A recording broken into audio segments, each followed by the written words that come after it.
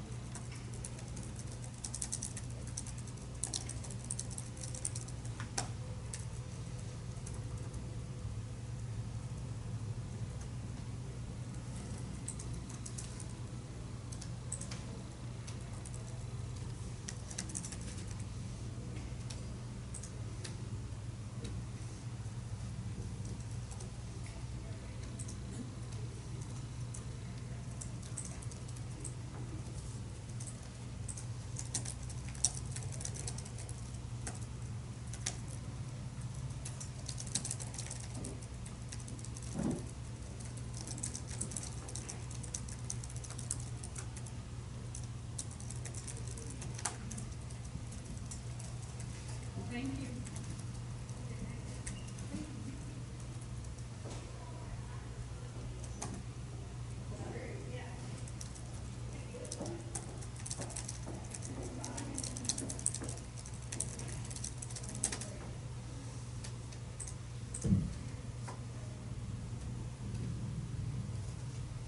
Awesome.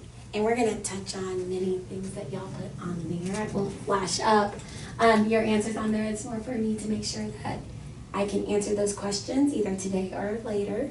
So here's what the format of our session today. We're going to start with just reviewing the format of a conference.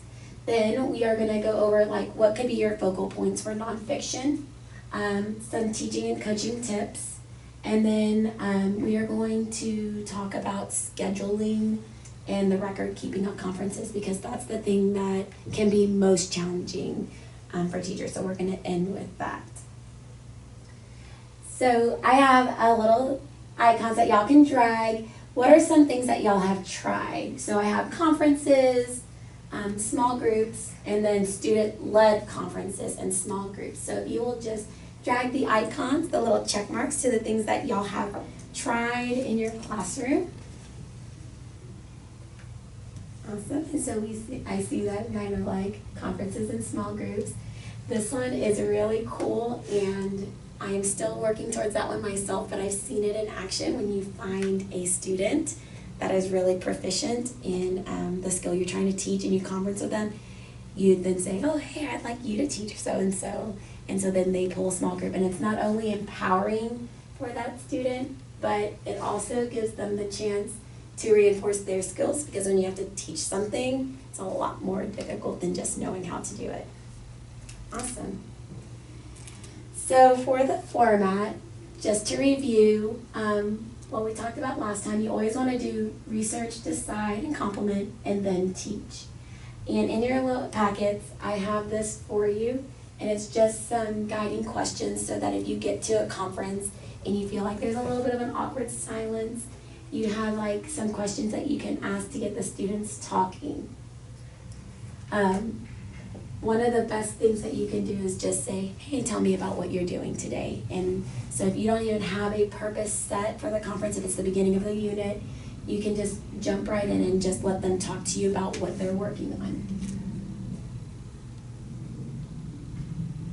So for focal points, you can use the learning progressions, and I'm going to show you how in nonfiction you can use those progressions to really help you start your unit. The DRA data is going to be great if you did your DRAs with nonfiction. And then your pre-assessment data from the Lucy, as well as the student rubrics. So starting with the learning progressions, all of them are great. There is a literary and a nonfiction learning progression set, and they go grades 2 through 6. They also have them in more condensed, so if you only wanted to focus on 3 through 5 or 2 through 4, they have them in sets of 3 and I believe sets of 2 as well on there, so it's not quite so overwhelming. This one in particular is really great for nonfiction because like those couple of days right before you start, as you're closing out your last unit and getting in, you can have your students starting to check out nonfiction books from the library and have them orient themselves to nonfiction. And these strands, you'll notice that they get more complicated as you go up in the grade levels.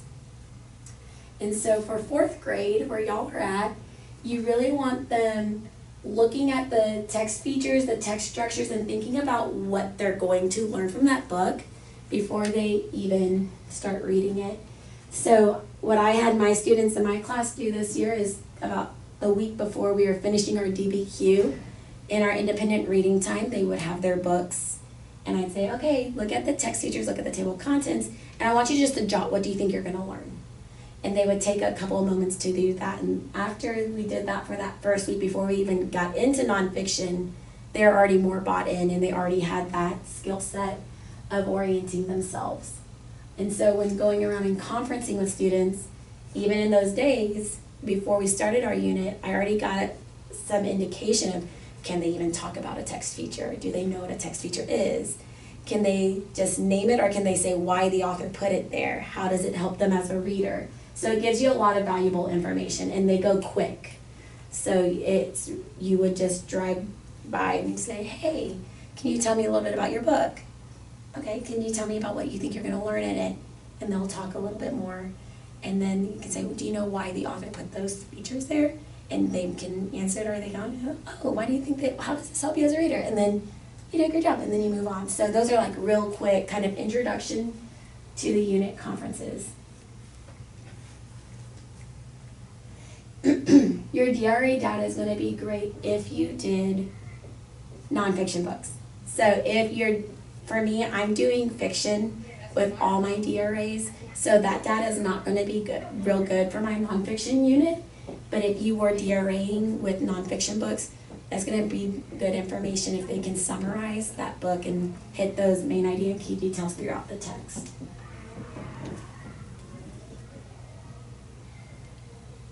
This is probably the most powerful with using our Lucy curriculum tool that you can use for your conferences, because it's your 4 goals. And the 4 goals really do, I know it's hard to see it on here, but they really do correlate well to STAR. The main idea and supporting details, you always have the summary question, and you always have like which best supports the following statement or the following message of the author, the following topic, and they'll have to match that, and that's what you're trying to do in these strands. In 4th grade, they really focus on including carefully selected details, and so I use this, and I'll pull this out with my 4th graders and my 5th graders, sorry, and I point Walk in and Alyssa to the office, please. I pointed and say, remember, in 5th grade, we're trying to make sure that our details match our main idea. I'll even go and we'll tell them, when I go to Target, I like my clothes to match. You know, I'm not going to leave with a lime green pants and a hot pink shirt.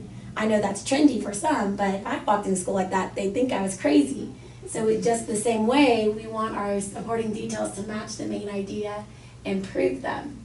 The other big one that when you pointed out on here, they're more bought in, is noting that you have to keep your summary brief.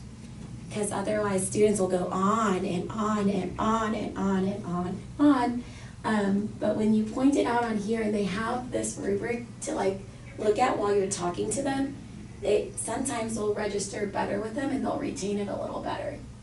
Another good trick is to make sure they have a copy of this in their journal or in their folder. And if you notice during one of your conferences, when they're retelling something to you, or if they've practiced the summary and you're visiting with them, You can highlight, mark on here, like you've really done a great job, writing your main ideas and including details that match, but we're writing a little bit too much. We really want to keep it brief. So using these rubrics with the students in your conferences is a great tool. As well as a teacher, it gives you the talking points and reminds you what you need to be reinforcing for them as well. And of course, you have your other 4 goals for your unit that are great too. Author's craft, like talks about kind of like author's purpose. Why did they use the language they did? Synthesizing across text, that's going to be comparing and contrasting multiple texts, and analyzing your parts to the whole. Why is paragraph 5 important to the whole story? That's often a popular STAR question that's missed because they can't say why is that one part important to the whole. And again, those are the same goals that were on the unit pre-test. So at the very beginning of the unit, you get that data and you can kind of let them score themselves, or you can score them, and that will also give you some data, and you can always go back to this to show them, hey, here's how you did now, let's set some goals, and you can do a goal setting conference. So lots of things that you can do in your conferences using these tools.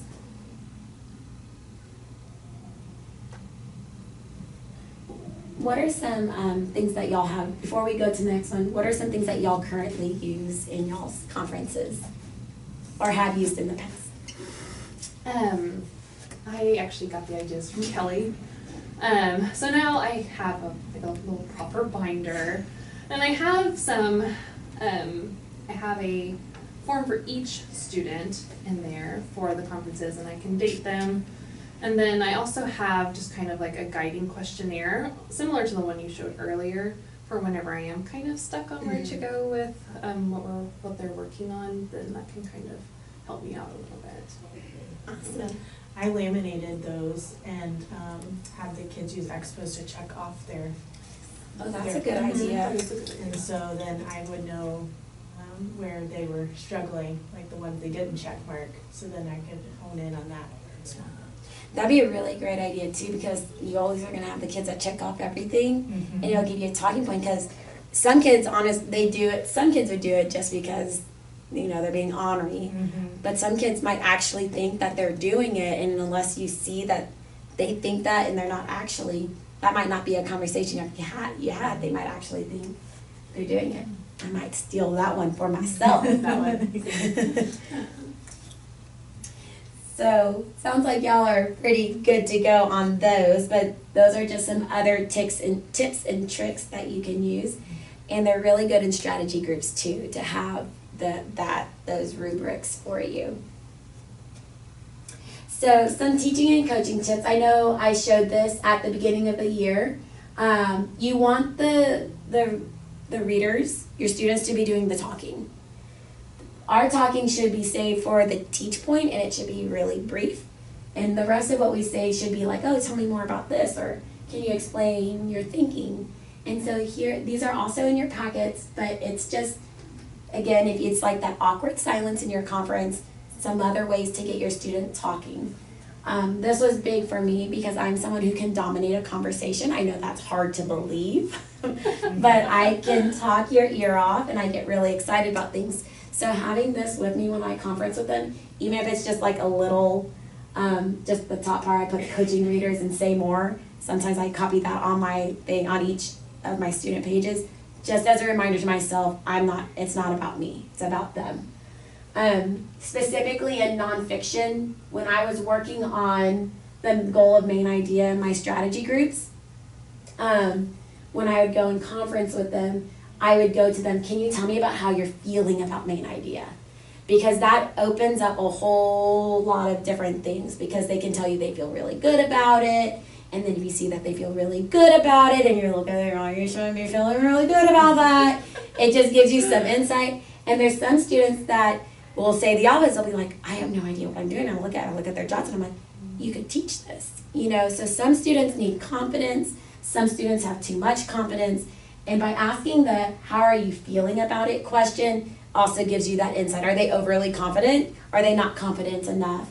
And so that's when you find out that they're not confident about really good work, that's when you can lift them up by having them teach a small group, because that will raise their confidence as well. After I ask that, I always say, can you show me some of your work, and go through that as well. And then we'll talk about it. I'll pull out that rubric, and we can go from there. Our district has a great website. It's called the Literacy Lounge. I'm sure you've heard it in every single training. I am not required to say that in this training. I just use it all the time. Every time I think that I need to recreate something of my own, I go here first now, because I didn't last year and I found myself working harder, not smarter. So whenever you're looking for something, I strongly recommend that you go here, and there's a little search up in the corner that you can search what you're looking for and then find it really easy, because navigating the website isn't easy, but that search makes it a lot better. There's a lot of tools already made that you can either just print, or you can make your own if you wanted them like on actual Post-it notes. And then these tools can be great to just leave with the kids for the work period. So you're always going to leave the kids with a task to do after you teach, and you can leave these tools with them to help them, and then pick them up at the end of the class when they're done with them. If you have enough, if you make copies of them, you can also just leave them with the kids and let them keep them, add them to their tools, whatever. So that's another great part. Mentor texts and anchors will be a lifesaver as well when you get to those students that are a little overly confident, and you show them, in a text that you've been working on as a class, oh, hey, remember when we were in strategy group and we said we were going to do the main idea on this one, and we found multiple main ideas and details that matched. I need to see you do the same thing now in your book. Having sample jots so that they can see what grade level jots might look like can also be good for them to see, because a lot of my students don't realize they think they can do more, but they think they're doing enough. And when they see that's what a fifth grader should do, it happens like that. They just don't realize what they should look like.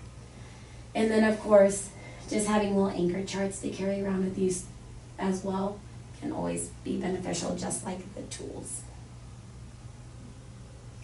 I don't know, were you on the training with Kelly the other day? She showed this, and I had never seen this before, and Kate and I both decided that this was going to be something that we make like now and keep posted all year, because it kind of shows them the different phases of JOTS, so that, and you can, when you conference with them, you could tell them, hey, this is kind of what maybe second grade would be kind of doing in their class, and then third grade would start developing their ideas. And you can ask them, where would you place yourself? I want you to read your JOTS, and I want you to think, where would you place yourself on here? And just see what they say. Because again, I think just showing the more examples and letting them talk about what they think they're doing would be great. And I loved that when she showed it to me. I was like, it has so many applications: whole group, small group, conference, on the wall, so that they have something that they can anchor their thinking about their jotting on.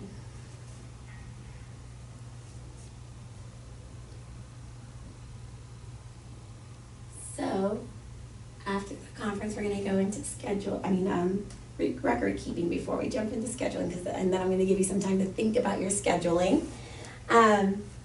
Record keeping can happen in different ways, and so there are infinite ways you can create your own. These are two that I got off of the Literacy Lounge. I started with this one, and I liked having every student on the page, because then that's almost like attendance. I could see who I've conferenced with and who I haven't, all in one spot. But then lately, I just started combining it with my writing conferences because I was able to better keep track if every student had their very own page. And then the next time I circled back around, I'd be like, oh, last time we met, we said you were going to do this.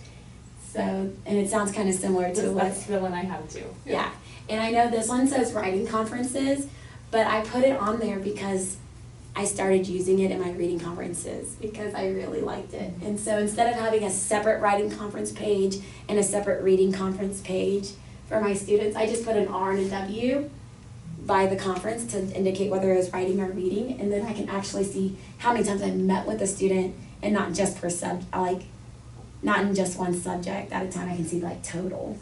So it also keeps me accountable for making sure I'm hitting all the students, and I've met with one like 8 times in a week, and then like one, that's not good. So this one's really great too because you have those next steps. When do y'all do this? So do y'all do this like while you're talking to the student, while you're listening to them, after you leave? When do y'all, or do y'all not record keep? Because it's hard to keep up with. How do y'all feel about record keeping on your conference? It is hard to keep up with. And sometimes I feel like by trying to keep up with it, maybe I overly simplify when I'm writing. Mm-hmm. However, I do find like I do it kind of towards the end of the conference or after the conference before I call another student or group. So That's how I did it too. Yeah. That's what I do too. I'll go to their desk and I'll listen to them, I'll let them talk, all the things, and then right after, like, I don't even get up, just right there, I'm like, oh, well, you can go ahead, I'm gonna let you get started. I'm just gonna jot a couple notes, and I chicken scratch. No other teacher would even be able to read what I'm putting there. It's just for me to know so I can hold them accountable for the next portion. So that's awesome. And it doesn't have to be anything beautiful. It's literally just for you. Unless you're trying to track RTI or something else like that. This is just for you so that you can remember, like, what did I tell you the last time? That's it.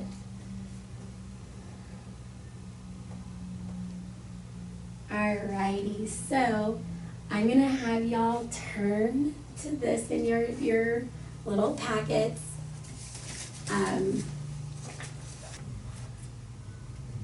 So this is a scheduling document that when it was first presented to me, I thought was insanity. Like, I was like, nope.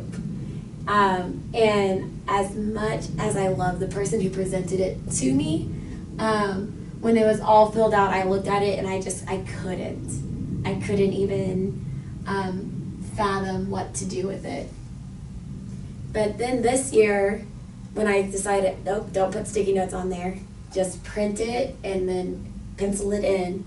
I actually have been, for the first time this year, it's worked really well. Every teacher schedules differently. You have to do you. There's no one way, right way or wrong way. But this is the way I'm gonna just share just today a little bit with how I use this. So I group my students, schedule, then post it. So the first thing I do is I group. Lachlan and Ellison for real this time. I love that that's gonna be on my recording. So I group my students first, and then, so what I did this time is I gave a main idea assessment on the pre-test, and I looked at their responses, like 3, they scored either level 3, 4, 5, or like a less than 3. And so I put all the students that scored a less than 3 into like 3 groups. All the students that scored a 3 into groups of 3. And then all the students that scored a 4 or 5 into their according groups. And I came up with 6 groups. So that way I could keep them relatively small. Mm-hmm. And then I just started putting them on the schedule. The groups that didn't get it at all, I put at least twice a week. And then the groups that I felt mastered it, I still wanted to meet with them. I just met with them on something else or extending it to the 6th grade level. And I would just meet with them once a week. But by meeting with every student once a week, if you don't get to conferences for some reason, you've met with every student. And I have to set a timer on my watch, 10 minutes, and wrap it up in my small groups. And then so I'll have 2 slots represented for the small groups. So every day I do 2 small groups. And I track, on my schedule I put a star by anyone who's 45-45, because then I'll go log that later.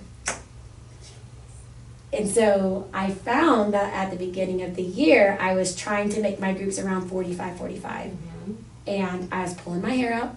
I was teaching them things they didn't need, because I was trying to keep everyone in the same bucket when they didn't need that same thing.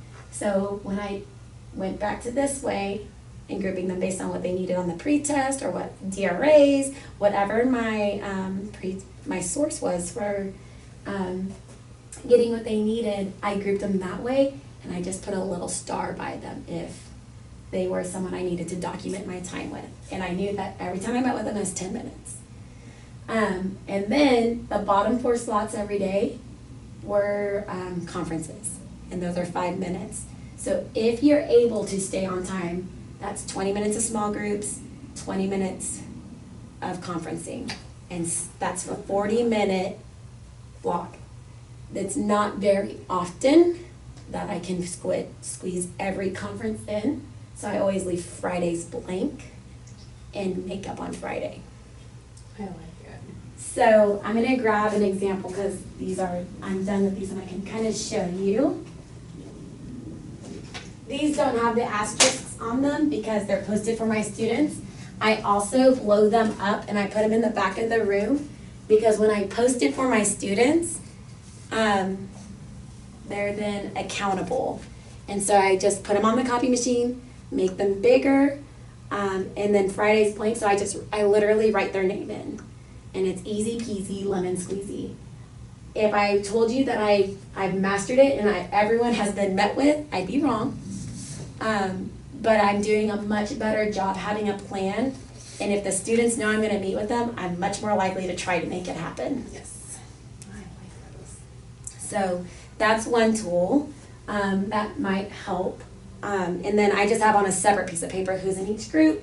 I post it on my daily slide. During the work period, I'll have like what their independent task is, and then just the day's group. So meeting with group 3, which is in a day at Colton, so they know who I'm planning on meeting with that day if they haven't looked at the schedule, and the schedule doesn't have all the groups. And that way it's not posted.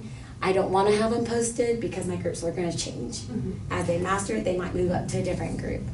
So we're smarter, not harder. And so that's one way to schedule. And I try to do it 3 weeks out, so that way I can see, like, since I had 6 groups, I wasn't going to get to group 6 on this week, so I can just make sure that they are getting met with.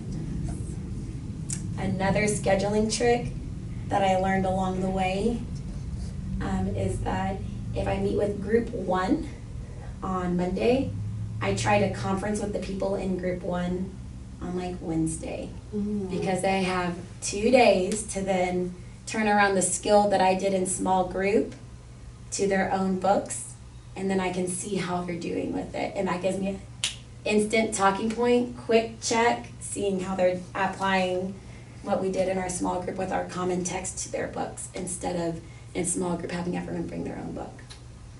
So those are just things I just recently figured out, and I thought I'm going to share that, and maybe it'll be helpful, maybe it won't, but it has worked so far, and the kids get excited. Like, they get excited about knowing when they're going to meet, and they go, Ms. MYosko, you didn't meet with me today. I was like, oh, but look, I already put your name on Friday. So, because we do have that built-in flex time, so I always leave Friday blank. And then you always have absent students. So if I have a student absent, I'll pull a student from Friday off, and I'll go meet with them. I can cross that off. So the work period is always jam-packed.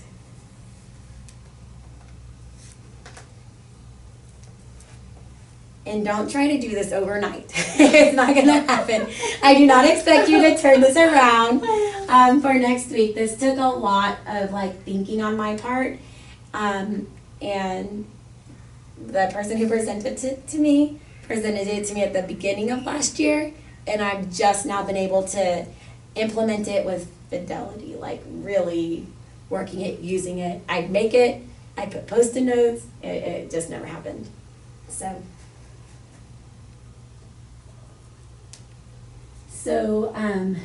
the biggest thing, and I know I touched on this at the beginning of the year, is you've got to ask, if you think that you don't have time, you've got to ask yourself, is your mini lesson staying mini? And I have also, every time I start a mini lesson, I set a 10-minute timer.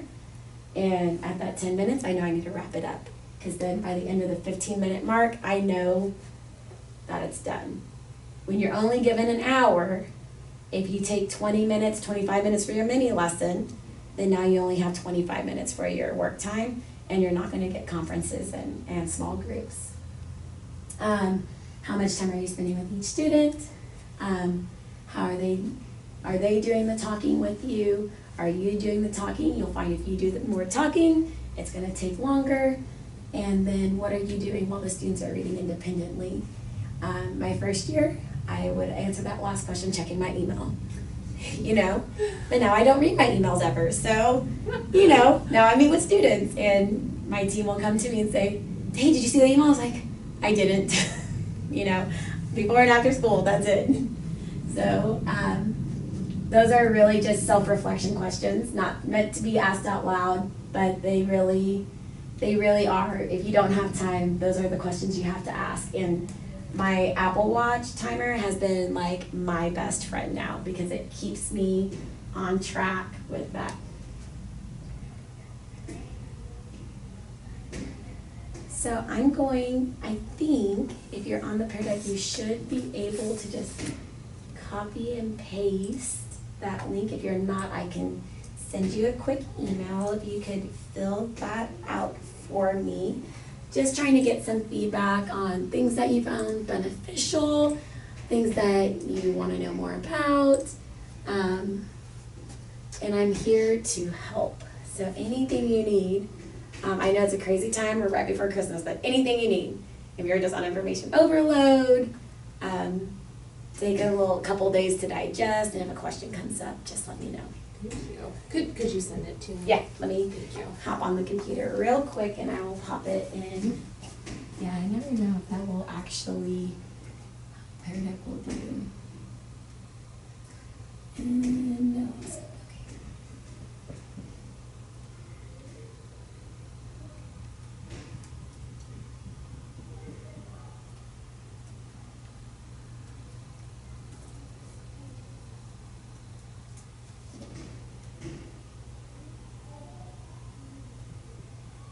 You might have to copy and paste it still. Thank you. Out of curiosity, over there where it says www on the Pear Deck options, do you see that in little blue circles? Right down below where your mouse is.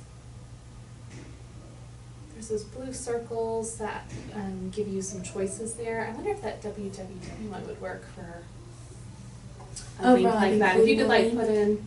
Oh yeah, maybe. Maybe not. I don't know. I just happened to notice that was there. If that's how you can find it. Yeah, I have no idea.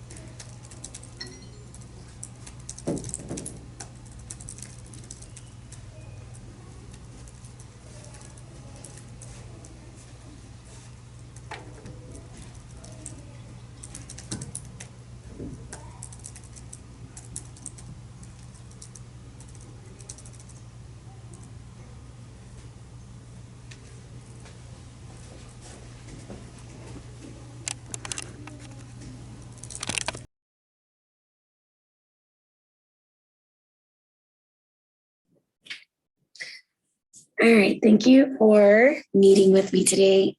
When I came into your room, I saw amazing things. You had a brief mini lesson where you named your teaching point. You had student participation. Your anchors on the wall. I want a copy for my own room. They're so good. And I really liked how you had the anchor chart of the different text structures on the board. And you had the kids using that anchor chart as you were doing your model with the nonfiction book. When students would answer out and say like what they thought the text structure was, you then referred back to the chart and had them explain why they knew it was that text structure. And I thought that was a great teach point for them and reinforcing for the students that may not have made the connection between the keywords in the book and the text structure that was chosen by the other student. But when you coached them to make sure they were saying that, it was reinforcing it for the person speaking as well as the students. That made me didn't quite understand why it was that text structure. So that was really, really a strong teach point. So one of the things that I noticed when you were doing your mini lesson is that when your students were sharing out and when you're kind of asking those guiding questions, students would raise their hand and you would call on them. And that was, valuable for the class to hear their explanation. But I wanted to offer you another trick. Something that I learned in my sessions with Teachers College is the turn and talk. And I know that you know what turn and talk is. Have you ever used turn and talk before? Yes. But incorporating that into your mini lesson offers students a chance for everyone to practice that skill and not let some of your students get off task or kind of just zone out or kind of be in the background. So when you ask students about like the text structures, you might read a section of your book and say, I want you to turn and talk to your partner or turn and talk to your table mates, depending if you have them at the desk or on the carpet. And I want you to talk about the text structure that we saw in this section. And I want you to say why it's that text structure and make sure you use the keywords on the board. Okay, ready, go. And so then they'll be chatting, and what you can do is you're walking around and you're eavesdropping on conversations, and you can even, have a little checklist and do a little formative assessment real quick saying, oh yeah, they kind of got it. Okay, yep. And you won't hit every student, but you'll hit some. And then that gives you the chance to see who either doesn't get it, who's just sitting there not talking. And you can then sit in with those groups and say like, well, what did you think? And either they're going to start talking or they're going to say, I have no idea. And you can have like a little mini conference right there while the other students are chatting. And the really beautiful thing with that is that when you come back together as a class, you will have, you can have students share out like you did, but everyone was practicing the skill before that. And everyone had a chance to say, and then you can call on a couple of groups to share, and you can add on to the end and say, you know what else? I heard a group in the back also say this.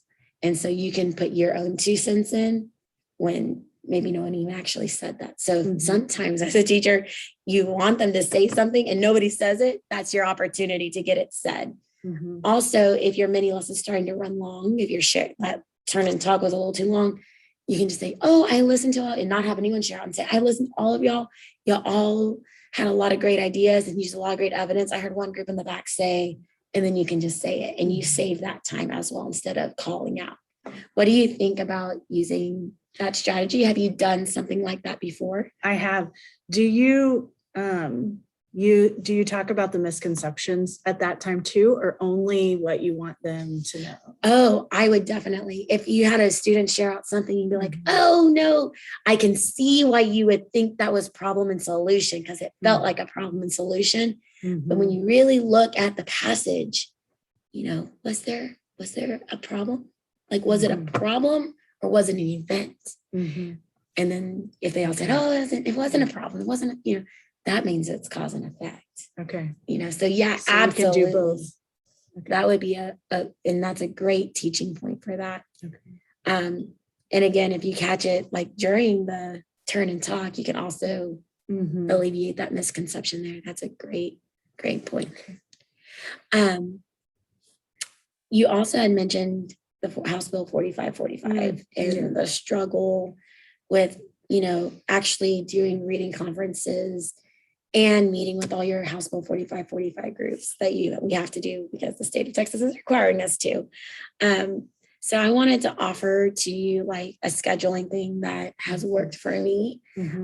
Take it or leave it, and we can work with it, tweak it, whatever you need. So I was going to show you. I do this 3-week rotation with my schedule. And so I have everything scheduled for 3 weeks. And I will tell you, it does not always happen. Students are absent, students are pulled out, students go home early. Sometimes there's a behavior issue. Things happen to where the students aren't met with, every single day. But I have found that if you go ahead and build your groups based on the pre-assessments you're doing in class and not based on which group passed star and which one didn't, the going how teachers usually work, it's going to be a much stronger, much more meaningful strategy group. And then just count those minutes towards the Right. 45. So here's an example of a group that I have done. And so I have this chart. I had it posted. I blow it up on the copy machine after I handwrite it. And what I do is I post it in my classroom so that students can see when I'm meeting with them. Now, when it says group 4, group 3, they don't know they're in that group. And I do that intentionally. Through this 3 weeks, they'll learn, oh, I'm group 2, because after I meet with group 2, they know they're group 2. But my groups change with every unit, because if right now I'm doing main idea, well, if my group 2, which is the students that don't know main idea, now start knowing main idea, half of them do, half of them don't, I might move some of the group students up to group 3. So for that reason, I don't have a poster in my room that says who's in what group. I just keep a really sloppy copy, just kind of handwritten for myself, because it changes so often that there's no point in making it beautiful. But once you have your groups kind of sorted by the skill, I plan my lower groups, the ones that need to be met with more often. I make sure I meet with them at least twice a week. And so, for example, I have group 3 on Monday and then on Wednesday. And I make sure it's not 2 days in a row, because I really want to give them a chance to try to practice that skill before I meet with them again. When somebody's absent, do you worry about going back and hitting them when they're here, or do you just wait till the next week? So I leave Fridays blank and I leave it as a write-in. So for example, Janiyah, I ran out of time and I didn't get a chance to meet with her on her scheduled day. So I went ahead and put her on Friday. For right now, I'm only scheduling the people on Friday that were here and I didn't have a chance to meet with. But then if I have more time on Friday, like these blank spots, then I would go back and hit that group. There were some, like there was a group that was in Miss Udi, like all of Miss Udi's friends are in the same group. And I wasn't able to meet with them. So I made sure that I made note of that this group could only meet on Thursdays.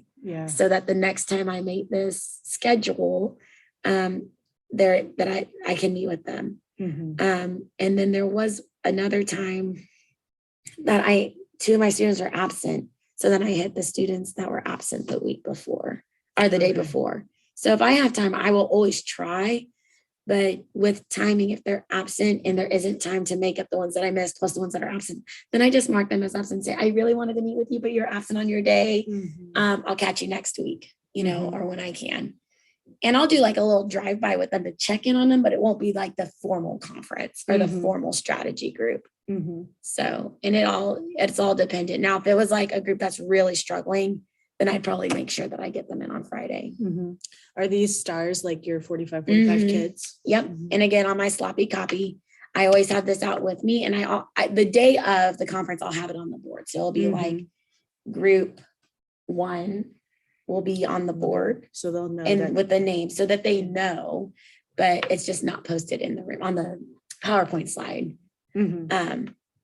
So they know. And then the stars are just for me to know that after their conference is over real quick, I need to take out my paperwork and give them a check mark that they were there. Okay. And if they weren't here that day in their group, they were absent, then I put an absent. But it's since the paperwork for House Bill 4545 is best effort, I had a plan to meet with them and they were absent that day. So I make sure I mark that on there as well. Okay. So tell me how you feel about is this kind of overwhelming to you? Do you think that you would prefer trying 1 week at a time I to like start with? the 3 weeks at a time because then that tells me, when I met with them. And then I can just pull this out to help me fill in those papers, especially if I don't get to them. Yeah. And Right after. I find that myself doing that, to me, it's almost like a second, Documentation. it's like a backup. Like if I forget to, and it's almost like an attendance. If I forget to mark it on there, I can always come back to this as evidence as well. The other beautiful thing about this is that your weeks 1 and weeks 2 of this 3-week rotation, they really should be like your strategy group hitting it hard. And then this week 3 is really just a quick check-in. So there's oftentimes this week 3, I could probably squeeze in another one if I needed to, because I'm just making sure that they've got it. This week 3 would be like running records if my students are low readers, or it'd just be like, hey, can you answer this one question for me? Let's see if you've got it. Let's see if we can graduate you out of main idea and start working on author's craft. And so this week is really just like a check-in week, kind of like you're like a week for formative or just a week to make sure they've gotten it. And you stay on the same skill all 3 weeks. How do you decide what you're doing in the groups? Do you do the same thing with every group, or is it vary based off of? So when on the pre-assessment for our units, you know how there's the four boxes, the 4 questions, 4 goals. Yeah. So we did a day where they assessed themselves, and based on their self-assessment, and of course I looked at it, I'm like, oh, you scored yourself a 5? Nope. But for the most part, they did it really well. And so when I made these groups, this was like my less than 3 group. This was my kind of like based on their score. Okay. And then, but down here, my group 6 is they had 5s. They did not need main idea. So that first week, I just made sure that they could apply that main idea one more time. And I basically did the 3 weeks of work with them in a quick day, and made sure they could do it. And then the second 2 weeks, we went on to inferencing about nonfiction because they did score lowly in that. Everyone across the board, because it's inferencing scored low. And that's where you really see the House Bill 4545. You see all my stars on here. If I were to build my groups based on that, I'd have someone who didn't need main idea. I had some that almost had main idea and some that didn't have it at all. And it doesn't make sense for them to be in a group together. Yeah. Nobody's there to help. Coach them. So that is the way I do my grouping. And it can be very overwhelming to think about. But when you really sit down, if you start with making your groups, everything else falls into place. So make your groups first, then schedule. Yeah. It will really help.